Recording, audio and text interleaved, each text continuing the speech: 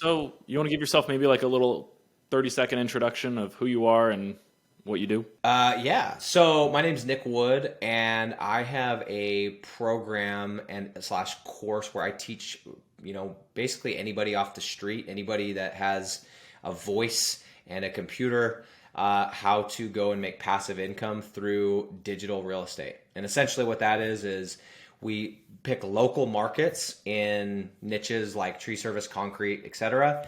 We build simple websites, we rank them to the top of Google, and we rent those websites to local business owners for basically a monthly fee every single month. And we own the assets, they pay us every single month, and we rinse and repeat. So yeah, that's what I mean. I've done a lot of other stuff. I've got some other stuff cooking, but that is at this very moment of recording this, that is what is all consuming of my time and my attention and everything else. Awesome. Cool. So that's kind of what I thought it was. So, so I know you have a commercial portfolio you're building out, is what it looks like online. Yeah, no, I've got a couple properties. It's not huge yet. That's the goal, though. So my game plan right now is I'm making as much possible money as I can with digital real estate, and I'm taking that and parlaying it into physical real estate, specifically commercial. So I've got a couple office spaces here where I live locally that I have my team in. I rent to a salon, one of the other ones. I've got a bigger property out in Arkansas with some partners, and I am actively hunting for one or two more before the end of the year. So if anybody that's listening to this, or yourself included, dude, if you got any leads for me, hit me up. Yeah, I'm doing multiple commercial deals, but I usually do commercial like residential. Haven't dipped my fingers into like the commercial office space yet, which is why I was interested in your deals, how they're going. Do you mind diving into some of the numbers if you still remember them? For sure. Let me do this. You mean like how much we have into the deal and what our numbers are and stuff like that, or what do you mean? Sure, let's go purchase price, what your down payment was, what you bought it at, and what you're able to. It sounds like you maybe added tenants in after the fact of purchasing it, so maybe you bought it vacant. Kind of walk through what that first commercial deal looked like. Yeah, so there was here locally. I have a company. So on top of the program that the stuff that I teach, I also have my own portfolio of digital real estate assets where I have anywhere between 30 and 40 business owners at any time that are renting my properties from me. And I say at any time, it fluctuates because it's just like rental properties, right? Sometimes tenants move out, sometimes you have to evict. And so there's a little bit of churn that sometimes happens, but I have a company, and so we have our employees that rent part of the space, and then I rent the rest out. So what happened is we were in another building, and then with COVID, all that stuff, we ended up just kind of like getting out of our lease because it was over. And then I kind of realized, okay, this sucks. Like, I need to be seeing human bodies. I want to be able to like interact, whatever. So instead of going and getting another lease, I just said, well, what else? Is there anything I could actually buy? Is there something I could purchase? And so I just reached out to this guy that I knew, and he's like, funny you say that. There's somebody that I know that's selling a couple of these properties. And so anyway, we went in and I bought these two. I think both of the properties combined, it was a really good deal. I think it ended up being like 550 to 600K for these properties. For both of them? Yeah, for both. But keep in mind, this is, I think what they call this is like so it's part of a huge building, right? So they're this massive building, and then they're individual owners that own offices within it. And so we bought two of these. So yeah, we have one, and we just turned around and rented it to a salon. The one downstairs, we basically gutted it, put new paint, put new floors, base and case, the whole thing. And we kicked all the tenants out. There was like all these people renting, but it was medical, right? It was like nails, and it was not medical, more beauty stuff, like nails and massage and all this stuff. So we kicked them out, and we started just getting more tenants that were more of like business and construction and all that kind of stuff, because it just made more sense for the type of business that we are, because nobody wants to hear somebody screaming about a sale they just got when they're getting their nails done, right? Yeah, that's it. We got that deal. Between the two, because with the one that I have that we gutted, that has actually 7 units inside of it. So we've actually, between the two, we did a 20%. We actually did a SBA, and I thought I was going to get away with 10%. We ended up having to split the two, and I ended up doing a regular commercial loan on one of them. So I'm like, I'm averaged out at 20% because I did 30% down on one, 10% on the other. But we cash flow about $2,000 a month between the two. That's pretty good. And that's ignoring any rent you would pay as your company. Yeah, no. So that's like after, like that's including like, oh, we've already paid our rent and everything else. So it's not bad. Those units there's kind of a shortage of office space here where I live, and so we're charging quite a pretty penny per square foot. But people are paying it because they're new, they're updated, it's good location, and it's just kind of like there's not a lot out there, so we're able to get premium dollar on it. Cool. And you're in what city of Arkansas? It sounds like. I'm in Utah. I'm in St. George, Utah is where I live, and then but I travel a fair amount, and so yeah, that's why you probably didn't even know that I lived in Utah. Yeah, I got the state completely wrong. Yeah, no. I just have another property in Arkansas because I used to live in Arkansas when I used to do door-to-door sales. So I used to live in Arkansas doing that. Cool. That segues to my next question perfectly. Kind of what your upbringing was. So if you could walk me through which jobs you started from. Like I started working at a Taco Bell before I started doing anything. But where'd you start? So let me ask you this first, so I know how to curate this answer, because it's gonna be the true answer, but then maybe I can hit on it a little bit better. But like, who's listening right now? Like, who are we talking about? Like, is it males, females? Is it people that are further in their career, just starting out? Like, We're probably talking to people who are starting out in the careers. I believe it's around 70 to 80% males who are, usually either graduate college or just got out of high school, looking to make money in whatever form, real estate, digital real estate, all different forms of creating wealth, right? awesome. Okay, that helps me to understand who we're talking to. Then I can be a little bit thoughtful towards that. So, upbringing, good question. So I grew up on a small little, like I call it a village. I grew up in a little town in southern Utah, and I didn't even grow up in the town. We lived on the farm. So like classic farm kind of upbringing. My graduating class was 60 people. We had teachers at our high school that didn't even have college degrees. That's a true story. Just a very like small town type of a thing. So grew up just what you would expect at a small town, right? Not doing a lot of technology, just more like hanging out outside, messing around. And then my dad is a farmer. He's an alfalfa farmer. Let me plug my computer in before it dies. My dad's an alfalfa farmer. And so, yeah, dude, we worked on the farm, man. I remember just hating it sometimes. I'm like, dude, like, all my buddies, we'd have football practice. And did you play football? What sports did you play? I was number one varsity tennis. Not as much bragging rights as football, but No, that's cool, dude. Tennis is dope. Shout out to was it Federer that is that who just plays a lot? Yeah. Anyway, so what I was gonna say is in football, for example, like you have 2 days, right? There's that hell week. And I remember getting done with the morning practice and all my buddies like, dude, let's go over and let's play, PS2 or whatever it was at the time at so-and-so's house. And I was like, I like calling my dad. I'm like, hey, can I go? And it's like, no, we got work to do, right? We got work to do. And I was like, I remember being so pissed off, like, why can you not like just like let me chill? So I do think like that was super huge because we spent a lot of time doing that, a lot of time working. And dude, every day that we weren't in school or playing sports, that's just what we did. So that's it, man. We grew up on the farm, and then after I got out of high school, I went and moved to West Africa and volunteered as a missionary for 2 years. And that was a whole story in and of itself. Came back and started into college, but at the same time started selling door to door.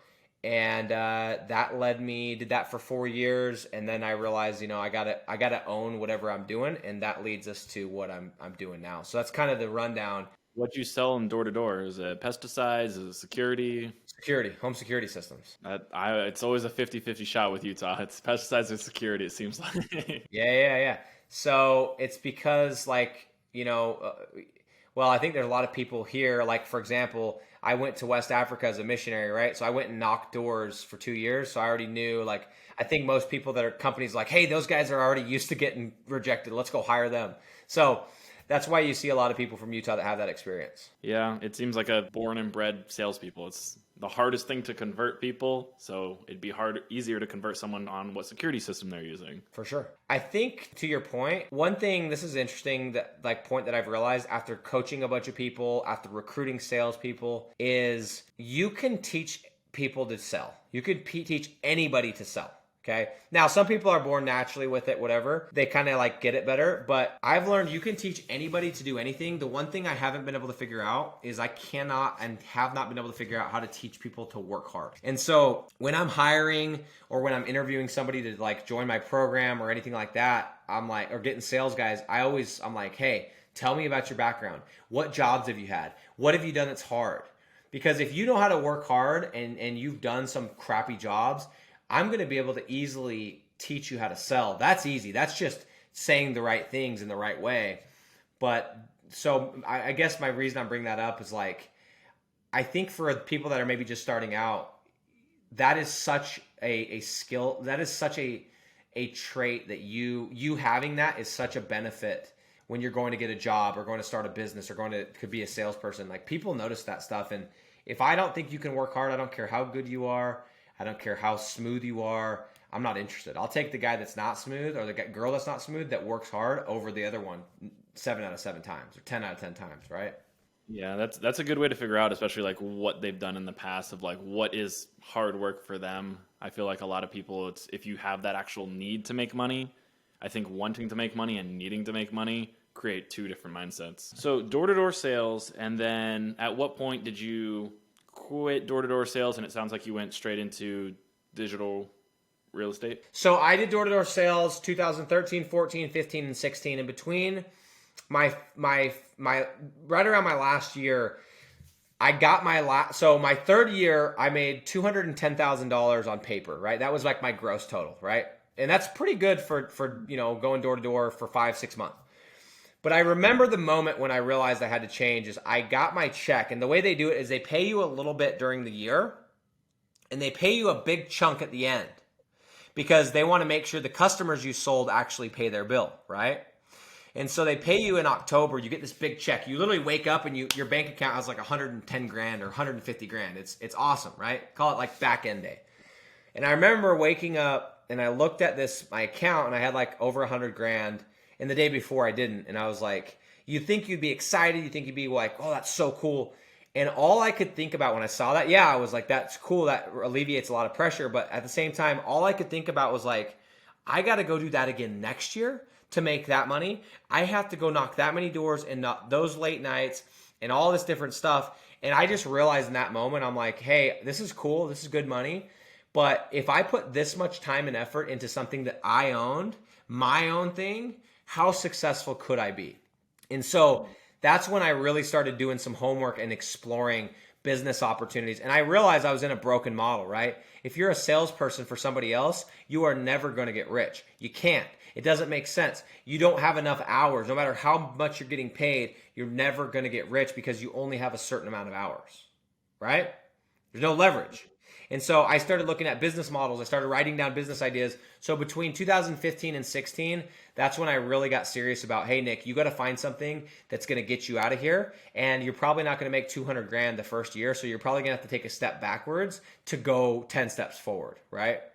And so in 2016, I ended up buying a program that just taught me how to do SEO, taught me how to do websites. I didn't know what a website was. I didn't know what a domain was. I didn't know about backlinks and content. I didn't know this stuff, right? And maybe a lot of people listening to this are like, I don't even know what you're talking about. Good, me either. I didn't either 6 years ago. Bought the program and, that kind of got me introduced to the business model. But I actually never really did anything with it. I ended up trying to start a software company and kind of running that for a year, and it never really got off the ground. Basically it was failed before it even started.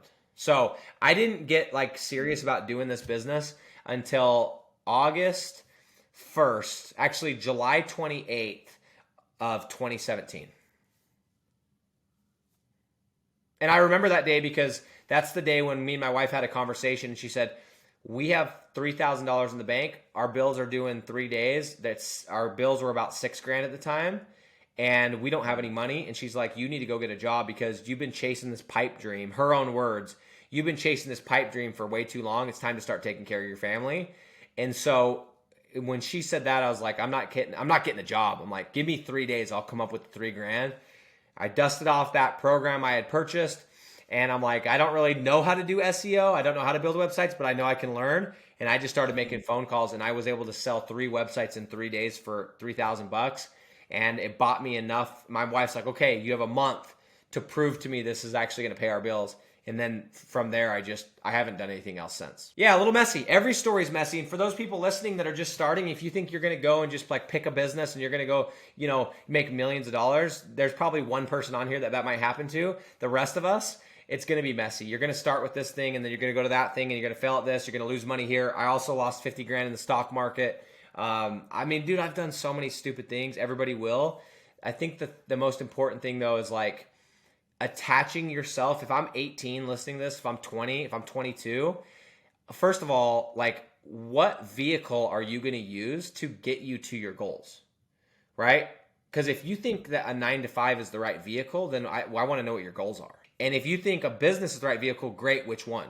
Because going and opening a Pizza Hut or a Jimmy John's, first of all, it costs a lot of money. And second of all, there's a capped amount of money you can make. You can only sell so many sandwiches in a day, right? Same thing with e-com. E-com is a little bit better. You have the internet, but okay, what about inventory? How are you going to get the inventory, right?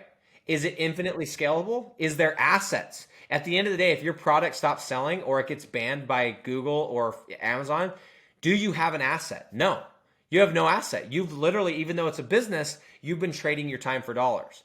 So it's finding the right vehicle where you have something that's scalable, you have something that creates assets, you have something that's recurring revenue, you have something that allows you to make money while you sleep, and something that's low cost to entry. And that's why I ended up in what I teach right now, which is creating digital assets that pay you every single month. And I'm not saying that's the only model. I'm just giving a point of like, if I'm 22 and I'm listening to a podcast at the gym and I'm like, why the hell should I listen to this guy? That's why. Because I've been and I've tried all those things, and you need to figure out what you want first, and then you need to find the model, the vehicle that's going to get you there. And you're probably in a vehicle that's never going to get you there. You're 9-to-5 and you want to make $1 million a year, you're not going to get there. I'm sorry. I really like your business model because I deemed it as like low risk to get in, like low barrier to entry, but really high reward. It's infinitely scalable. Like you said, you could just do this over and over again, and your costs are $12 for a domain and a couple hours of your time in order to actually set up the website, or even watch enough YouTube videos or take the course to be able to actually get it going. And then it's just a couple of calls, right? Yeah, so the way I teach it is a little bit different. I got in and I thought you had to build a website and you had to do the SEO and you had to get it to rank on Google. And then, okay, now in 6 months it's ranking. I'm going to take those phone calls. I'm going to go sell those calls. And I realized, well, what if we just called business owners first and told them, I'm building a website that's going to get leads. Could I sell it up front, have them pay me money up front, and use their money to build out my assets? And that's what I teach, and that's what I do now. So anyway, without getting too much into the minutia, there's other business models that check the box. I'm not saying that. The thing is like, if you have goals to do X amount of money, if you want to make X amount per month, and you don't want to be able to you don't have to stay in one location, and you want to be able to not have to be by your computer, you got to make sure A, you know what you want, and B, is the business model, is the vehicle you're sitting in, you're attaching yourself to, ever going to get you there? Dude, door-to-door sales, I was making $200,000 in 5 months. That's awesome money. But guess what? I couldn't go to the lake in the summer. I didn't get to do the 4th of July. I couldn't travel. I had to haul my kids out. If I didn't work, if I got sick for a week, I didn't make money. It was a broken business model. And so no matter how high the income is, it's not worth it unless you don't have goals to reach those levels. But I think that's the most important thing I would say is like, if you're going to college for a safety net, I got a better one for you. Go learn how to sell. Go learn how to turn nothing into something, and you will get paid for the rest of your life. Even if you don't want to start a business, you will always have money coming in because people always need salespeople.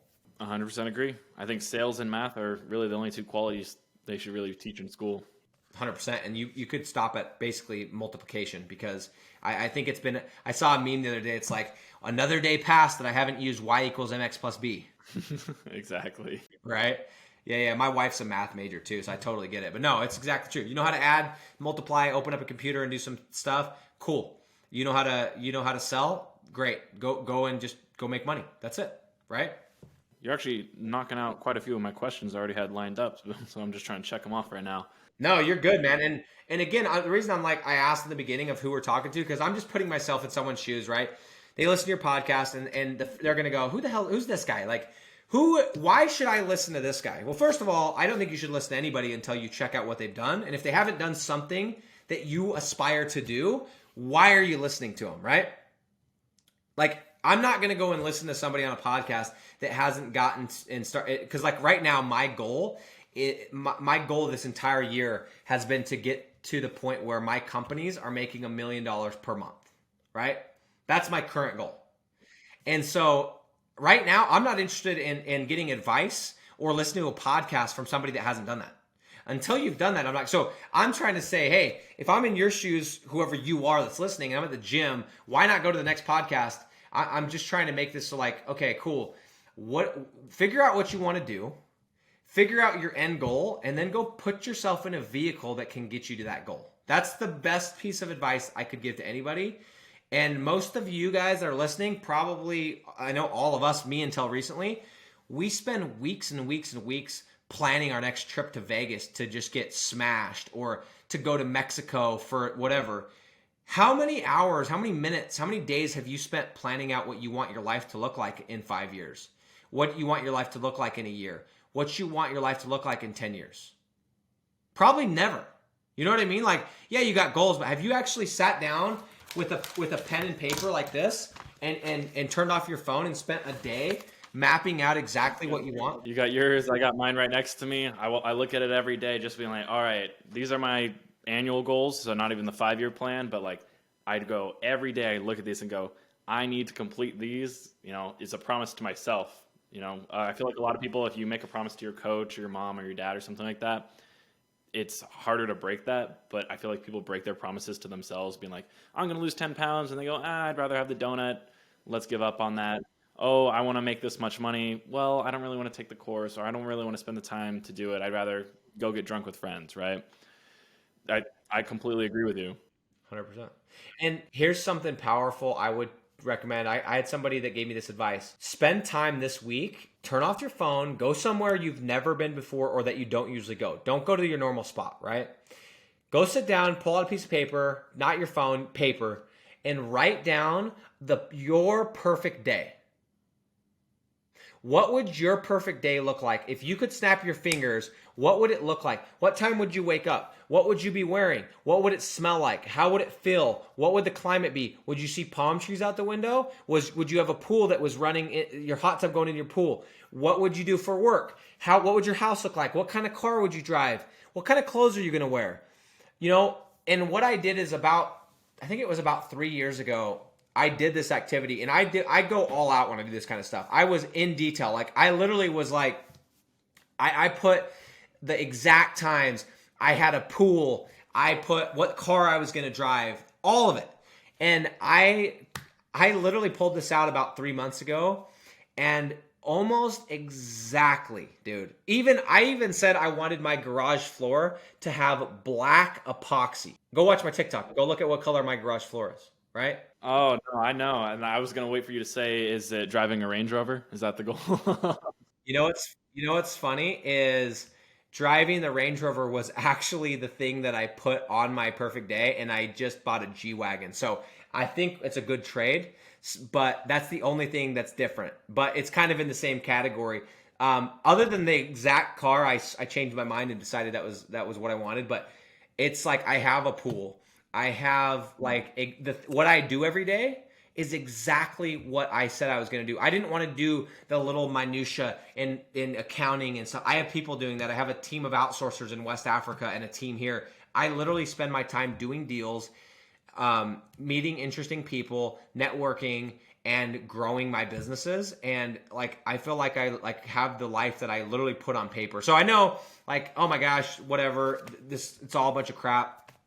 I think a lot of it, when you put it out in the ether, it's more you just start to look for it, not as much as you attract it. I think it's like you actually just start to notice it, just like when you go and buy a car, all of a sudden you start to see them everywhere. They were always there, right? You just now see it. So I think when you start like writing it down, then you just start to see it. So I don't necessarily totally buy into like law of attraction, like it's just gonna tractor beam right into your life. But I do believe if you get very, very detailed about what you want, you're going to hit it a lot quicker. And I'm not kidding. It's scary, similar to what I wrote down of how my life looks right now. Yeah, I believe it. I mean, I feel like once you have a vision and a goal, I mean, you could just push forward towards it. It's just knowing where you want to be. Totally. Yeah. I mean, and I just redid it. I just was going to say, always be changing that too. Like now that I've hit that, I just redid it. And the new one, it really scared me to write what I wrote on the new one because it's like, dude, it's so out there. It's such a big jump from where I'm at right now. But it's like my biggest regret is that on my perfect day, I didn't have a bigger vision. Because what if I would have hit it? What is it? Is it have a private jet that takes you everywhere? That's not in there. That one's not in there, dude. That's not in there. But surprisingly, it's not. I guess we'll see. That could be the next higher step for you. That might be the one after that. We'll see. So without giving away too much secret sauce, you want to kind of like talk of. So it sounds like step one, find a buyer. Like, let's say your actual business, and I'm just gonna dumb it down for what I can understand, and then you can correct me where I'm wrong. Sounds like step one is find a buyer. So you find someone that actually is looking for let's say I'm a concrete company. Seems like that seems be a fashion. I'm a concrete company, and I do say yes, I will be interested. Do you try to get me to commit to a certain amount a month? What does that negotiation usually look like? So first of all, I will say this because you said don't give away our secret sauce. I actually think the opposite. And everyone that does programs, everybody that has courses, they try to dangle the carrot and go, hey, I know I got the secret thing over here, but you got to buy it, right? Well, I've actually taken the exact opposite approach. I have two different platforms. I have a Facebook group and I have a Discord channel. And all of my content leads to those two things. And I'm actually the opposite, bro. I give away way more in those groups than you're going to buy in most courses. And I'm talking like I have people getting deals left and right in those groups. The difference between that and my paid stuff is like, I'm going to get you there faster. I'm going to get you there. You're going to get the blueprint. You're going to get the scripts. You're going to get the contract. I'm going to tell you what niches. I'm going to just give you A to Z. You don't even have to think. You just do it, right? But I'm saying that because I don't believe that like you should have the carrot game. So what I do is the opposite. I realize, dude, I can tell you all of the stuff I know today. And as long as I'm growing, as long as I'm evolving, as long as my business, as long as I'm getting better at sales, new techniques, new niches, all this stuff, dude, you could copy everything today. And by tomorrow, you're already behind because the only way to copy me is to copy me and you're not me, right? So I have no problem sharing anything because 99% of people won't implement it. Number one. Number two is like, why waste the time? If you're serious about it, it's worth your time just to get the full blueprint. But anyway, to your point is step one, dude, is make sure you pick the right city and niche combination. If you go into the right niche but the wrong city, you're going to lose money. You could do concrete, but you go into Dallas, Texas, you're going to make no money. It's competitive. It's the cost to acquire a lead is expensive. You're going to have to charge so much money to your business owner that it's not going to be worth it. So number one, you have to hit the niche right. You have to hit the city right. That combination has to be dialed in or you're going to lose money. And how do you usually choose what city/niche? Do you look up this specific city of this certain level of population? So we have a specific like process that I teach, but for time's sake, you got to go into a city where it's low competition, meaning you could rank your website fairly easy if you wanted to, right? You have to go into a city that has low cost per click. And what that means is if you go and pay for ads, it's not going to cost you a ton of money. And you also need to go into a city where there's high demand, right? Because you can have all of those things, but if there's not high demand, you could be ranked number one on Google and be willing to spend $100 a day. There's not going to be any leads for you because there's not people looking for it, right? So it has to check all of those boxes. If you check all those boxes and it's the right niche, then that's the right city. Gotcha. So we find a city. I'm from Bay Area. I'm trying to think. I grew up in a fairly small town, probably not that small in Arkansas, but fairly small town, like I think like 60, 80,000 people. Let's say I wanted a landscaping company to sell leads to. I look around, it looks like there's low competition, low cost per click, and there's a lot of fields in landscaping to be done. So let's say there's a high demand. I find a buyer and I say, hey, Joe's landscaping company, um, are you interested in this? And they say, yes, we are. What sort of kind of negotiation or promises do you make in order to close the sale, I'd say? So before we do that, there's actually two more steps that I teach people to do. Number one is you need to make sure there's people in that city that are willing to pay for leads. What I mean by that is like, if you, I tell everyone that I teach, hey, if you're looking at, let's just use like Irvine, California, right? Southern California, right? If you're trying to do Irvine landscaping, if you go and look on Google and some of these other tools, and there's not businesses already paying for leads, I'm going to tell you to go to the next city. Here's why. It's 2022, right? If people are not convinced that if they spend money on marketing, it's going to make them money, then God help them. Okay. I'm not in the business of trying to convince somebody that advertising works. I'm only looking for people who already believe in advertising. And I just want to show them that my opportunity, my leads are a way better option than what they're paying for. So I have people in my program, they actually have to build a list of 5 to 10 people that are already sold on leads, already sold on buying leads before you even start calling. And I learned this when I used to do door-to-door sales. I used to sell home security, right? And in home security, I just realized, dude, if I start going down the street, I can start looking for the houses that already have home security. Dude, if they already have ADT, for example, because I wasn't with ADT, why don't I just knock on the door? Because I already know they're paying for it. So now all I have to do is convince them that, hey, this is the same price. Look how much better this is. You get this, this, this, and this for the same price. Same exact thing. Don't make this harder than it needs to be. Don't go and try and sell somebody who doesn't even believe in the internet leads. Go sell people who are already paying for other services and say, look, let's just have a conversation. So that's step 2. Step 3 is you need to go and get a handful of leads before you try and pitch the deal. Okay? And some people are going to go, well, how do you get leads if you don't even have a website? Good question. So what I teach you how to do, and what I would tell you how to do, is go to a web builder, Wix, Weebly, whatever, Squarespace, build a one-page landing page, one page, homepage only. And there's certain elements this thing has to have. It needs to have a phone number. It needs to have a quote form. It needs to have these things that I've figured out. But you build a one-page landing page that has a tracking number. And then what we're going to do is go to Google and start paying for advertising and push traffic to that one pager. And I hope we're not losing anyone. It's very simple. A one-page website, a landing page, traffic with Google, you're just going to push that landing page and you're going to start getting phone calls. Right? And those phone calls, now you're going to call that list of business owners that's already sold. And instead of calling and saying, hey, Kian, you want to buy my leads? I'm calling you and saying, hey, Mr. Business Owner, I've got this job. It's a tree service job. Her name is Susan. She's got this 15-foot oak, this 30-foot oak tree. She lives over on XYZ Street. Can I hand it off to you? What's that guy going to say? And then he's going to go, who are you? Who are you, bro? And I'm going to say, sorry, my name's Nick. The reason I'm calling you is I have a website and a phone number that's getting tree service jobs. I don't even do tree service. Can you take Susan? But by the way, I do want you to know, I'm not trying to confuse you here. I'm looking for somebody to take these jobs on an ongoing basis. So let me give you Susan. And what if I give you 3 or 4 of these and we talk in a couple days about doing this on an ongoing basis? Would you be open to that? No commitment, no strings attached. You just take a couple of these for free. What do you think about that? What do you think someone's going to say to that? Right? Imagine somebody called me right now and said, hey, I can get you 4 people who need leads right now for my lead gen business, right? My digital real estate business. I got 4 people that want leads. I'm not even going to ask you for money until you go and talk to these people. I'm going to give them to you for free.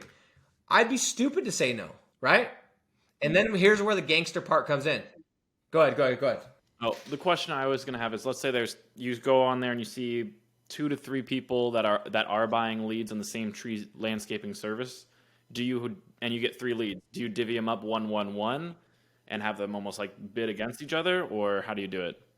No, I don't like that. I like to go with one company, and I really like to play my angle of like, hey, like I can kind of use that and say, hey, before I go talk to any of the other companies, I want to give you a crack at this. Then it creates a little bit of urgency. But if I'm just like, because here's the other thing too, like one lead, it's kind of hard. I like to give between 3 and 5 of these for free before I even talk about money. And this is what's so cool. And I just created a YouTube video about this like an hour ago. You do not need sales experience to do what I'm teaching. You do not need to be a salesperson. Here's why. Let me ask this, Kian. Do you have a Costco or a Sam's Club where you live? Costco. Where are you in the Bay right now? I am in San Diego. Okay, cool. So you're in San Diego, you've got Costco. I don't know about your Costco, but my Costco, when you go on Saturdays, you know how they get the samples? Mm-hmm. Those aren't salespeople, bro. Those people in my town are old. Those people in my town are crotchety. Those people in my town are not happy to be there, and they're handing out samples. And guess what happens? I come home every time with something I didn't plan on going to Costco for. Because you got that free sample. You got a taste and you liked it and you want more. Because I got the free sample. That's it. They put somebody who's not a salesperson behind the counter. They weren't even nice to you. They just handed you the sample, and the product was good, and therefore they sell a certain amount of people. So imagine if you did the same thing as Costco, but every person that you gave samples to was already shopping for your product. Then it's an easy, like you said, it's not even a sale. It's, oh yeah, you want to buy the rest of them? All right, I'll sell, I guess I'll sell them to you. 100%. That's why I have at the time of recording this, I have over 110 people, 110 interviews in my program of students who have gotten deals. I got one guy doing $45K a month. I've got multiple people doing $30K, some doing 20. By the way, this is all in the Facebook group, all in the Discord. Like you could go and cross check this. I'm not just throwing out random numbers. I make everybody show me their Stripe account before they can post. That's why people with no sales experience are throwing numbers. And not everyone's doing 45K, but I'm just saying, like, I have got a lot of people and they're not salespeople. And that is why. It's because if you give the product first and don't require any kind of commitment and your product is good, you are going to sell and you're not going to have to really do much selling. The product's going to kind of sell itself. That makes sense 100%. So you get this guy sold. You gave me, I like this, role play exercise. I've been given 3 to 5 leads and I call you. I'm like, Nick, I want more of these. What does it take for me to become a partner with you? Awesome. So, and that does happen. It's funny. Sometimes you'll get them to be like, hey, I'm ready to do this. Like, what do we got to do? It doesn't happen every time, but usually there's that moment where you just it's kind of that sweet spot. It's time to go. So what I teach everyone to do is you schedule a Zoom call with the business owner, right? Just like this, face to face. And what we do is we make a list of all the possible objections that might come up. Got to talk to my spouse. I got to think about it. Blah, blah, blah, blah, blah, right? And we strategically, and this is what I teach inside the program, is we overcome the objections before we get on the call. I don't want to get on the call and have to say, you tell me you got to think about it, and I got to go, oh, what you got to think about, blah, blah, like do that whole thing. I did that in door-to-door sales. It was a nightmare. I hate hard closing. I'm not a hard closer. I don't like it. I'm actually very, very much the opposite. So what we do is we overcome all the objections before we get on that Zoom call so that when we get on the Zoom call, we go over price, we go over the partnership, we go over the contract, and we get the deal, and we go get another one. Make sense? Yeah, so it sounds like you I call it diffusing the bomb before it is even a bomb. Of just saying, hey, before we start, let's say like I need to talk to my spouse. Before we talk, are you able to make the decision by yourself for proceeding forward? Or is there anyone else that should be involved in this conversation? And just getting that out of the way before it becomes even, I need to talk to someone else. Because they already said, I'm good to go if this all works out. Is that kind of around the... Exactly it, dude. I call it the setup. The close is in the setup. So we actually... If you go in my Facebook group or my Discord channel and you go watch, because a lot of the people in my program, they'll post some of their closes. If you were to watch my closes, you'd go, dude, of course you're closing these business owners. These guys are the easiest closes ever. They don't even object. What you don't know is I already overcame all the objections. They already found out, hey, if you tell me you want to think about it, I'm out. I'm not interested in doing that. Like, we're doing a yes or no on the call. And there's ways to do it so there's not a bunch of buying pressure. I just have a very backwards approach to sales.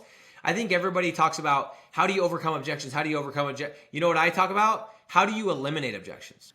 I think that's the difference. They call it straight line selling versus like spin selling. Straight line selling is like car salesmen that are like, buy now, what do you need to talk to your wife for, da da da, because you only get so much time with them. But being able to create that relationship, because it's not like you just sell them the lead once and can walk away. It's knowing that relationship, so you can't just pressure them one time to do it, of creating that upfront contract. Hey, I really don't want to waste our time on a Zoom call. Are you going to be able to give me a yes or no on that call? No pressure if you're not, but I just don't want to waste the time on a Zoom call if you're not. Yeah, I totally agree with that. It's here's what I've learned in doing sales for 10 years. The objections are going to come, dude. You're not going to avoid them. So if they're going to come later, why don't you just bring them up first on your time, and you can control it and overcome it? Because I do it with everything, dude. So like, for example, when I do a deal with a business owner that does concrete, you know what I say to them right when they're getting the deal? I say, when I'm closing the deal, I say, hey, just so you know, Jack, just so you know, Travis, in December, you live in Ohio, you live in Cleveland. In December, spoiler alert, the leads are going to slow down a bit or a lot. It's called Christmas. It's called the winter. And I don't want you calling me, bugging me on Christmas, but I got a deal for you. In the spring, when the leads pop because it's tax returns and it's warm, I'm not going to call you and ask you for more money. So you don't call me and ask me where your leads are at on Christmas. I won't ask you for more money in the spring. It all evens out. That's the beauty of doing a flat fee deal. And if I say that to Travis or to Terry or whatever, guess who doesn't call me during Christmas? Terry.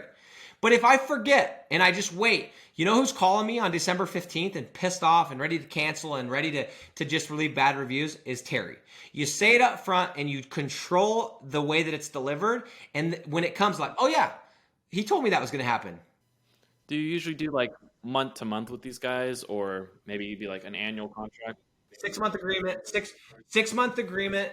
And then from there, we roll it into a year. It's what I train. You can do whatever you want, though. I mean, that's just one guy, but it works really well. However, the only time this changes if in like June, July, and August, we typically either do a 9-month or a 3-month, because if you do a contract in July, it's going to end in December. And then he or she is probably going to go, wow, that's kind of a slow month. I don't think I'm going to renew. So we just get strategic. As long as your contract doesn't end around December, then you do a 6-month. If it does, then either do a 3-month or a 9-month, and you're golden. That's it. Gotcha. So you just try to control when it ends, so it always ends in a hot season. So In a favorable time, yeah. And it's not because I'm being manipulative. It's because people don't remember that last spring they got 50 leads when they were only supposed to get 20. And all they know is, oh, I only got 12 this month. It's like, yeah, but what about when you got 50? But they forget, right? So, and then the last thing, dude, just to wrap like that whole sequence up, is once we get the deal, once I've inked the deal, I've signed it, and I got the credit card, then I go and I buy the domain. Then I go and I do the content. Then I go and I build the actual website that I own. That's the asset. And that asset is the thing that's going to pay me again and again and again. And so that's the whole game, is like, instead of just building all these websites, spending money on hosting and tracking numbers and all these things and having to wait 6 months, we're speeding this process up, getting them a couple leads, closing the deal, and letting them they're getting leads the whole time because the ads are going, and we're building out the website at the same time. And as soon as the website starts to get traffic, then we're turning off the ads and we're getting everything organic. And then your profit margin usually doubles. Okay. That was going to be my next question of like, if I'm giving you $2,000 a month for concrete, how much of that goes towards ad spend? And then when does your margin kind of, it sounds like it breaks free at a 3-month or 6-month point? If you do remember what I said at the beginning, if you choose the right city, it shouldn't take you more than 3 to 5 months. But if you choose the wrong city, you might be 18 months and it's never going to rank because you're now against a bunch of tough competition. That's why I drill so hard on, everyone gets into this. They're like, I'm just going to go throw up a site. Okay, good luck. I've done so many of the wrong city and lost so much money. I'll spend a week looking at one city. I'll spend an extra week because it will save me 6 months. It reminds me of that saying they have in real estate where they say, you make your money when you buy, not when you sell, right? If you buy a home that's $60,000 for $60,000 less than it's actually worth, it doesn't matter if you sell it for less than it's worth in 2 years. you're still making money because you bought it at a good time, right? If you choose the right city, you don't have to get that much money out of it per month or even like do that well because it's going to rank really quickly. You're going to have all this organic traffic coming in that's free traffic, right? So anyway, that's what's so cool about this, dude. All in all, you can honestly go and put deals together. All you do is spend a little bit of money on ads, a little bit of sweat equity, and then you're going to use the customer, the business owner's money to actually build out the website. Like, tell me where else you can go and do that. Like, you can build assets with someone else's money that you own that continue to pay you over and over and over. Like, I mean, I'll wait. Yeah, exactly. There's not an answer. There's no one on here is going to give me an answer. I've been asking for this answer on YouTube and everything else. I'm like, find me another business model that meets all these criteria. I'm in. I'll start it and test it side by side, but I just can't find anything that checks all the boxes, right? And the last thing I should note is this. I should have said this at the beginning. Some of you guys, bless your hearts, that have been listening to me. Why should you listen to me? 99% of the people out there that teach this kind of stuff, you know what they did? They went and they made $10,000 one month, and then they went and started a program, and they're like, "Oh, I'm gonna get rich selling everyone how to do it." Right?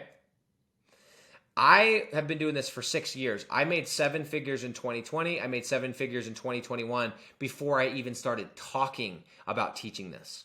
So this isn't some theory.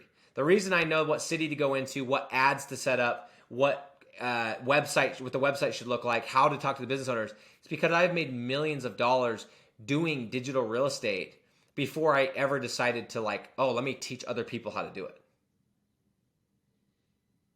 So I should have said that in the beginning. So anyone that I lost halfway through probably should have said that in the beginning. But that's the reality. It's like 99% of the people out there, if you're looking at having someone teach you how to do it, first thing you should ask them, how much money you made from doing this, bro?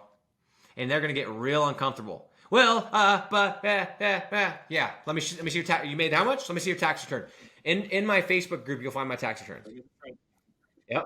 Yeah, show me your Stripe account, bro. And I don't want to see the Stripe account of the students that you're teaching this to. I want to see business owner Stripe account. And they're going to start sweating, and they're going to go all over the place. They don't make that much money, dude. That's the thing I've been really, really careful of. Is like, I didn't want to start talking about it until I'd done it and I'd mastered it backwards, forwards, sideways, and like whatever, so that when I talk, you can feel when someone knows what they're talking about and someone just knows how to talk well, right?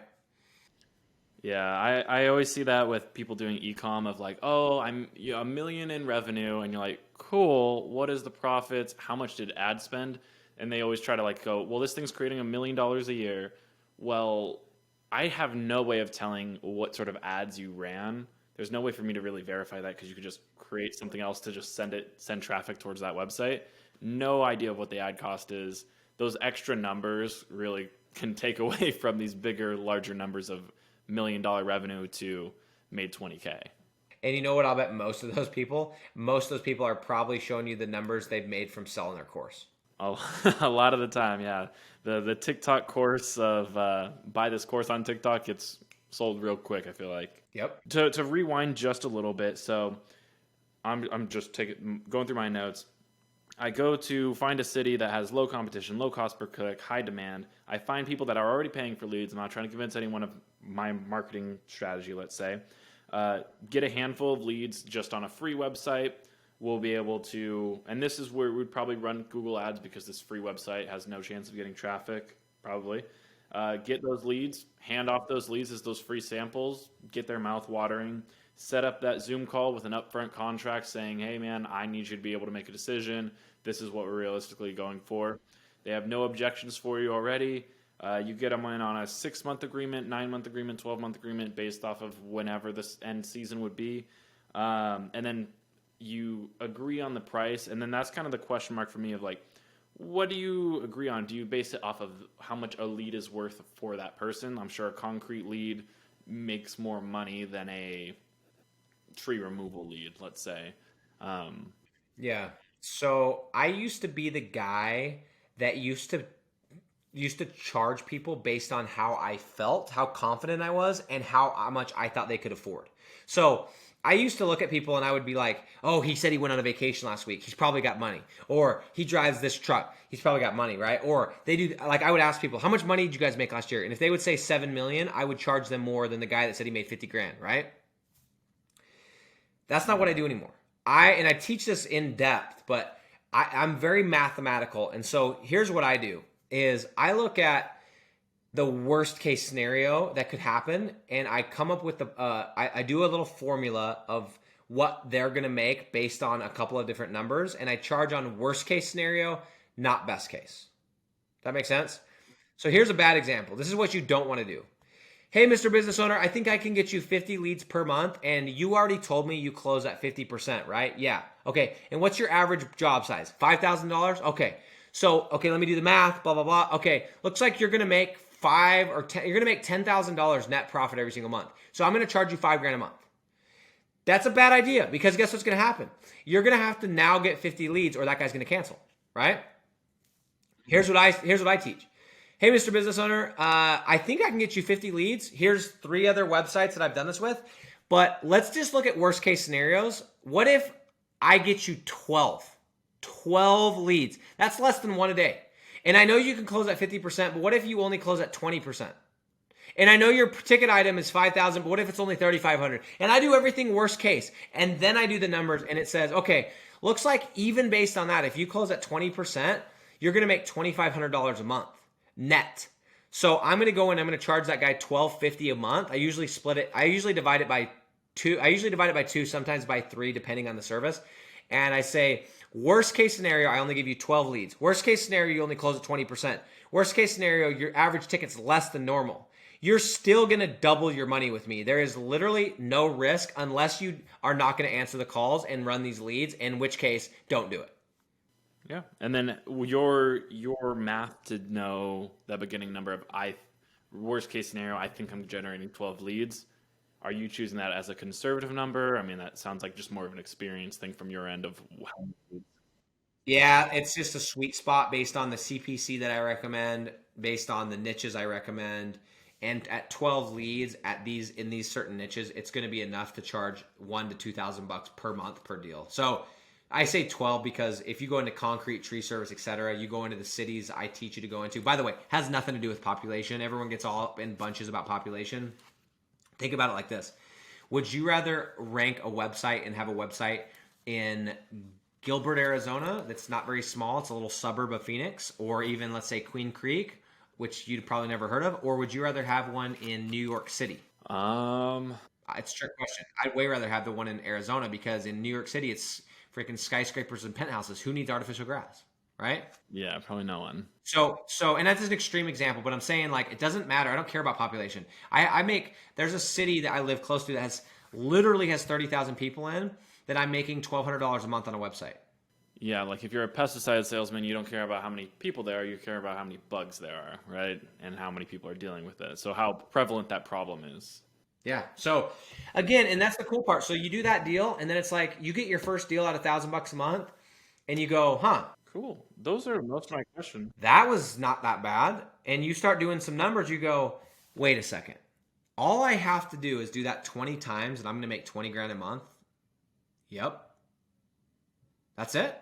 Yeah, that's it. And by the way, you're like, well, what about ads? The most you're ever going to spend on ads is $600 a month, because based on the CPC that I give you, you're never going to spend more than $20 a day in the niches and the city criteria I give you. So you're never going to make less than 40% if you follow the way I teach. Now, there's other ways to teach it. There's other ways to do it, but I don't have any deals I make less than 40% on. With zero organic traffic, dude. That's just with the landing page. Yeah, I like the business model, man. I do. It's perfect for the niche. I've talked to a lot of real estate investors, and it's like, well, I took my 50K down and did this, and you're like, everyone kind of rolls their eyes in the background going, well, I don't have 50K. What do I do at this point? But this is no excuse, low barrier to entry. It's just, do you have the will to do it? Yeah. Well, and that's the thing, dude. I read Rich Dad Poor Dad like everybody else, and I'm like, I need real estate, right? But you need money to get real estate. And I know someone's going to go, oh, there's wholesaling and creative financing. Shut up, bro. I'm talking about everyone else that doesn't have time for that, okay? Average person. So here's my game, and I'm teaching everyone I work with, like, Why not use this to pay your bills and take the excess cash and use that to parlay into physical real estate? Because don't get me wrong, there's elements of physical real estate that digital doesn't have. For example, depreciation, right? But why, instead of waiting 10 years to stack up a little bit of money, or 5 years, why not just start it now, pay your bills with passive income, go all in on digital, and use that to pay your bills and have assets, and use that to buy more assets? That's what I've done. Yeah. Yeah. I think your method especially gets you money now, and real estate's more of gets you money in the future. Even if it grows at a quote unquote faster rate, the money today is worth a lot more than money 30 years from now. For sure, for sure. And let's just do this last thing is, what's the downsides of this business model? Because any business model that doesn't have a downside is a scam, right? Like it can't be all good, right? Well, I've been looking at this, shooting holes in it. Here's the biggest downside I found, and this is actually a real thing. The biggest downside to this business model is people don't treat it like a real thing. People, because it costs so little to get into, right? Because you can, like, literally tomorrow, I had just yesterday in my Facebook group, I had a guy that joined 20 days ago, just landed his first deal, didn't know what digital real estate was like 4 weeks ago, right? Because people hear these stories, the majority of people, you know what they do is they go in and they dabble. They put a toe in the water. They're half pregnant, right? They try one campaign and they do it for a month, and then they're like, oh, it doesn't work. It doesn't work, right? And it's like, it's so easy to get into that people don't take it seriously. Because think about it like this, Kian. If you were going to open up a McDonald's, I've heard you need like a million or 1.2 liquid cash, right? To open a McDonald's. If you're going to do a McDonald's, you're going to get the funding, you're going to get the employees, you're going to scout out the real estate, you are going to treat it like a business, and you are only going to do it if you do that. When you're in this, you buy a program, you start running some deals, and all of a sudden you're like, oh, it didn't work, I'm done, right? So I almost wish there was a higher barrier to entry and we would see people taking this more seriously. That to me is the biggest downfall. I know it sounds like kind of a stupid answer, but I'm telling you right now, I've seen so many people take, this is what happens to everyone. They come in, they see this, it clicks. I guarantee everyone that's listening to this, there's not one person that's going, oh, that's stupid. Build simple websites and rent them for thousands of dollars. No one's saying that's stupid. Everyone's going, oh, that makes sense. Or, oh, that's genius. That's what everybody says, right? Everybody that gets into this, if they're smart, they just go for it.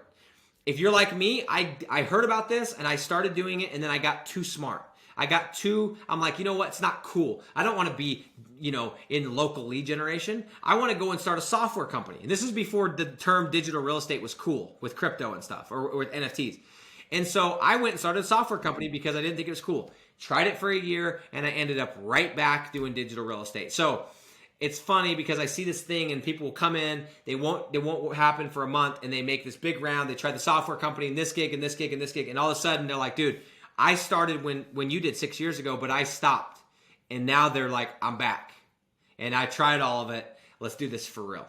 Yeah, I think it's because it lacks that financial commitment.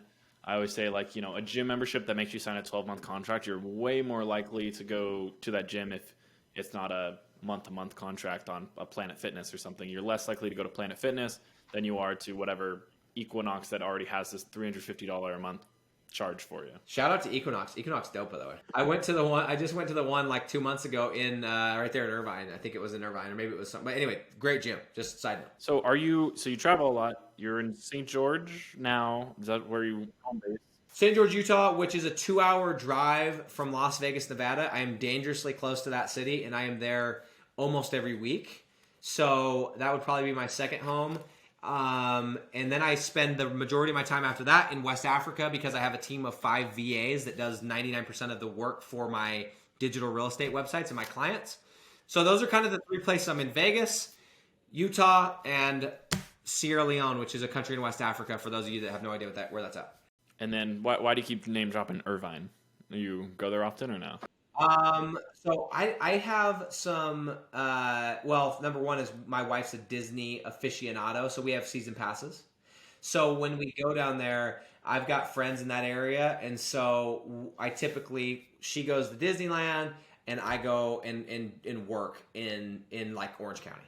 So I've just been there a few times, but I would much prefer to be there than in Anaheim. So that's why. Last two questions before I let you go. Appreciate all the time. I think we've definitely gone over. But one, what's your favorite book? And if it's very popular, what's your second favorite book that's not very popular that you think a lot of people haven't read? So I've read Rich Dad Poor Dad. What's a book you would recommend that isn't as popular? Dude, this book right here is it's a sleeper because it's just came out recently, but this book right here, which anyone that is just listening, it's called What It Takes, Steven Schwartzman. This guy owns Blackstone. And anyone that doesn't know what Blackstone is, go type it in. I think it's worth, I don't know what, but this guy's worth 32 billion. Dude, I've given this book out to I think 5 people. I don't give books out that much, but this is the premise of the whole book. This line on page 1, he says, "I've always believed that it's just as hard to achieve big goals as it is small ones." That is like what this book is about. And so for anybody that like loves the idea of thinking big, doing big things, this is like such an under the radar book. I think it just came out this year, but I've given this to my dad. I've given this to multiple friends. I give this to my attorney. I've given this to partners. I would say this one, and my second favorite book is Shoe Dog by Phil Knight. You read that? Bro, I'm real tired. You can see I've got a bunch of business books. Like I even had a YouTube video. I'm really tired of business books. Like they're all just regurgitated stuff, right? But business biographies by billionaires and interesting people, they fascinate me. So like this is a business biography. Phil Knight, Shoe Dog is a business biography. The Elon Musk book that was written by Ashley Vance, business biography. Those are like my favorite types of books because you literally get to study billionaires. This is the one, dude. No questions asked, hands down, best book. I gave it to my dad, and he's like, thanks, whatever. And then he picked it up, and he's called me a couple times in the last month. He's like, dude, that book you gave me is really good. And I'm like, I told you, dude. I wasn't just going to give you some stupid book. Guess what I'm reading right now? This is the book I'm on right now. Another business biography by the OG, dude, John D. Rockefeller. It's a thick one, dude, but this is fascinating, dude. So that's my favorite category. Business biographies of billionaires and interesting people. That is what I like to read, and everything. And I like to read about cartels. That's a type of business. Dude, there's a lot of business lessons in that, dude. Oh yeah. And then last question is, we've talked about your course, not trying to be a full plug on your course, but if I wanted to buy the course today, where do I go? Where do I find your course? So I'll even this out because I think some people, they listen to my content or they see me on YouTube and they're like, dude, this guy's like, he's hamming it up for camera, or I have people literally, they're like, dude, is this guy on Adderall? Is this guy on cocaine? Like, why has he got so much energy? I was, in 2019, I was $60,000 in debt. $60,000. And I have not only paid that off, but I've been able to buy multiple pieces of real estate. I wanted a swimming pool. I bought some cool cars. I put a lot of money in the bank, all through digital real estate. So I get excited because, dude, I don't care what situation you're in, what you're looking to do, you can use this vehicle to accomplish it. So that's number one. Number two is I have a backwards answer for that. I do have a website, digitallandlords.com, but I have people that DM me on, or they'll comment and say, where's the link to your course? Well, first of all, we do an application process because we're very, very careful about who we let in, because that's how we grow. We get people in, we help them get results, and we showcase those results so people can see them, right? And so if I have somebody that DMs me and says, hey, can I get a link to your application? I say, if you can't find a link to the application, it's not a good fit. You're not ready. So I know I've lost deals over this. I literally will tell people, it's out there. I'll give you a hint. It's in Facebook and Discord. Go find it. And if you're not willing to go find the link and do the homework, I don't want you in any way, because I'm not trying to convince you that this is the right business model or that my program works. I'm just trying to find out if this is the right vehicle that you should be taking, and then we'll make something work. So my answer is, you can go to digitallandlords.com. That'll lead you through the funnel. But I kind of want people to find it on their own, because it gets them more sold on the process and on my program throughout it. And if they're not a good fit, it's gonna disqualify them, if you will. Yeah, it makes it easier. If I didn't take the time to even try to figure out where it is, probably not going to take the time to actually do or implement anything in the course. Nope. So that's my answer is you can start there. Go to digitallandlords.com, or you can just go, find me on YouTube or whatever, type in my name. And Digital Landlords is the name of my company. It's the name of my my course. But you'll find it. And if you're not willing to find it, then like I'm not going to be a good fit because I don't really tolerate, like I'm not really a hand holder. I'm like let's get stuff done. Let's go make money.